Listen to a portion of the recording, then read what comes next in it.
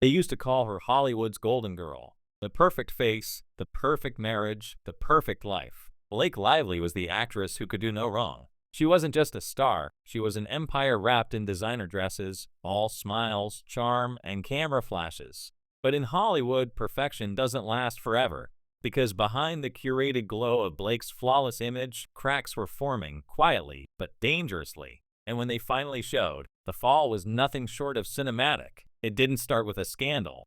It started with whispers, tiny ripples across an industry built on appearances. Whispers that the Blake Lively the public adored wasn't the same one the people behind the scenes knew. A few old co-stars dropping vague comments in interviews, assistants leaking subtle gossip online. No one wanted to believe it. Blake had always been the safe celebrity, the one who didn't party, didn't rant, didn't crumble. She was the antidote to Hollywood chaos. But as every insider knows, when you build your fame on being perfect, the moment that illusion slips, the whole tower shakes. Before the controversies, Blake's story was straight out of a fairy tale. She exploded onto the scene in the mid-2000s, landing the role that would define an entire generation, Serena van der Woodsen on Gossip Girl.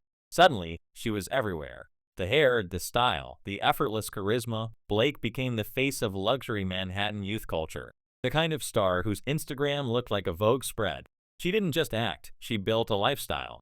A movie career followed, a marriage to Ryan Reynolds that the internet dubbed relationship goals, and eventually, a reputation as one of the few unproblematic stars left in the industry. But anyone who's been around long enough knows that unproblematic doesn't exist in Hollywood. There's always a story waiting. And for Blake, the first real cracks appeared in the nostalgia haze of Gossip Girl itself.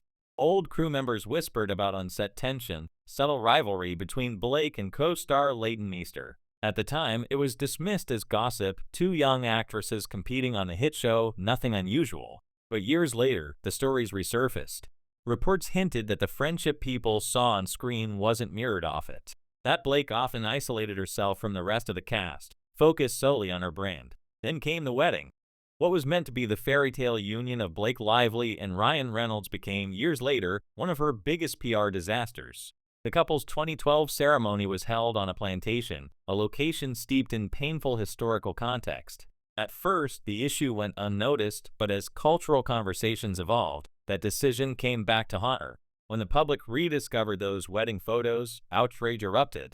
Critics accused her of romanticizing a dark past.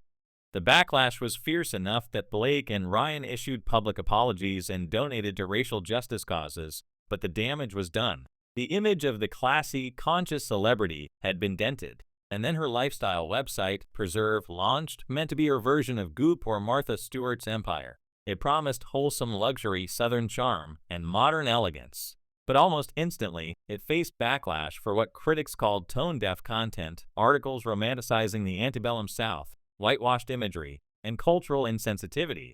Within a year, the site shut down. Blake called it a learning experience, but behind the scenes, insiders said it was a branding nightmare. The image of the relatable entrepreneur had collapsed before it began. For years, she managed to rebuild. A few smart film choices, a strong social media presence, and her marriage to Ryan Reynolds kept her relevant and likable. She became the poster child for doing fame right. But in 2024, everything changed.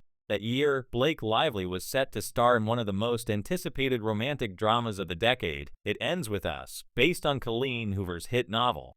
The movie had all the makings of a success: emotional storytelling, massive fan base, social media buzz. But what started as a passion project quickly spiraled into one of the ugliest behind-the-scenes feuds in recent Hollywood memory. According to reports, Blake and her co-star, who was also the film's director, Justin Baldoni, clashed constantly on set. What began as creative disagreements allegedly turned into full-blown hostility. Rumors swirled about controlling behavior, toxic communication, and accusations flying both ways.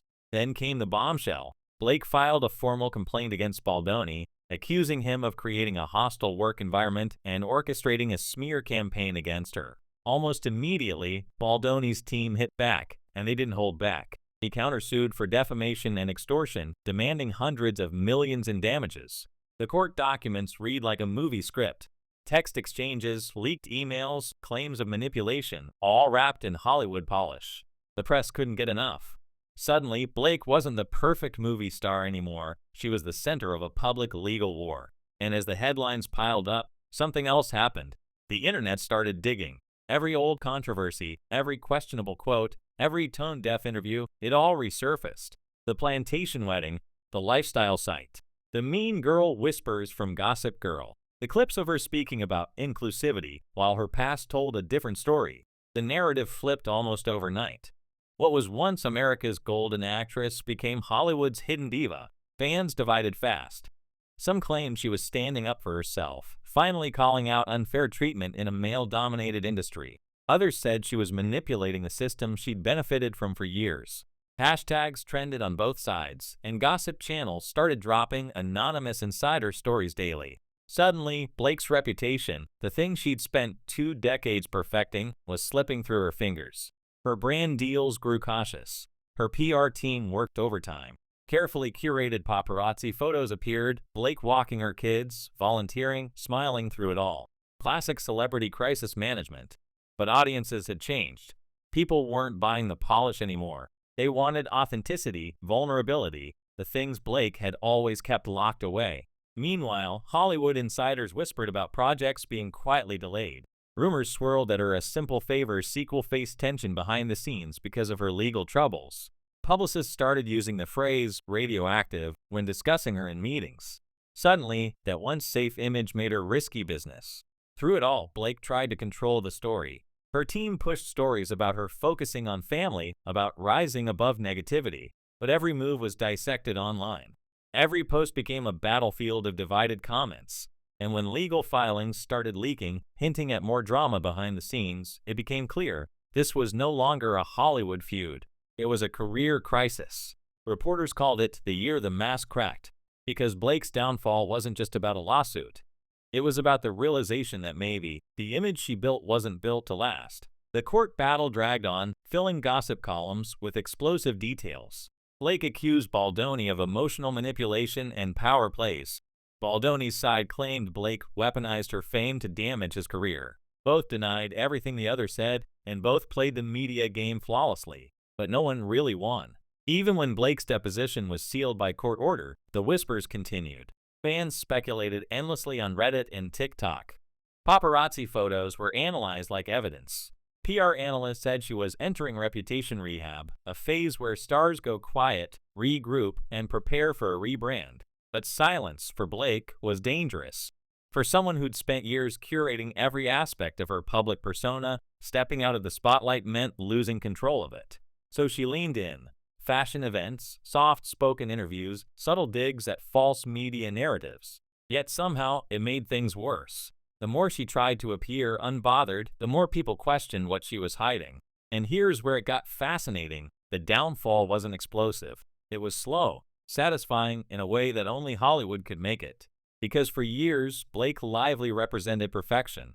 The woman with no flaws. The ideal mix of beauty, fame, and family. Watching that image unravel piece by piece felt, to the public, almost poetic. People don't root for perfection, they root for honesty. And as the facade faded, Blake didn't pivot fast enough. While her peers were reinventing themselves, she was still playing the same part. The perfect mother, the perfect wife, the perfect icon. But the audience had changed. They wanted real, messy, human, not curated perfection.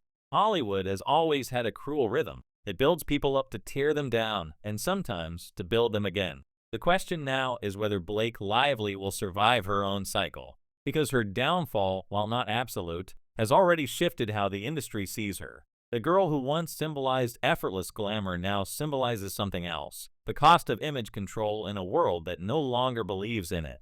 And the irony? It's not that Blake Lively did something unforgivable. It's that she did what every Hollywood star eventually does. She tried too hard to be perfect. Her story mirrors an industry obsessed with surface over substance. When she built Preserve, she tried to sell an aesthetic she thought people wanted. When she posted family photos, she built the fantasy everyone admired. But when the mask slipped, the backlash was brutal because people felt misled. The same audience that once adored her felt betrayed by her artificial calm. Now reports say Blake's focusing on rebuilding, quietly developing projects, avoiding interviews, and spending more time with family. But even those stories feel strategic. It's the Hollywood formula. Disappear, reappear, rebrand. The only question is, will it work this time? Some insiders say she's plotting a behind-the-scenes shift, producing more, acting less, controlling narratives from the other side of the lens. Others think she's waiting for the next big comeback role, something that will remind people why they loved her in the first place. But no matter what happens, the perfection is gone. The world has seen behind the curtain now. The flawless hair, the polite smiles, the picture-perfect marriage, they're all part of the act. And while there's nothing wrong with the act, the audience no longer believes it's real. In a strange way, Blake's downfall isn't tragic. It's almost satisfying, because it shows what happens when the Hollywood illusion finally cracks. It reminds us that no matter how glamorous the star, how golden the image, every empire built on perfection is bound to fall, not because of hate, but because of truth. And maybe, just maybe, that's not the end of Blake Lively's story. Maybe it's the beginning of something more honest. A version of her that's less polished, less perfect, and far more real. But for now, Hollywood is watching, waiting, because the same cameras that once adored her are now pointed from a different angle. And this time, they're not capturing the star, they're capturing the story.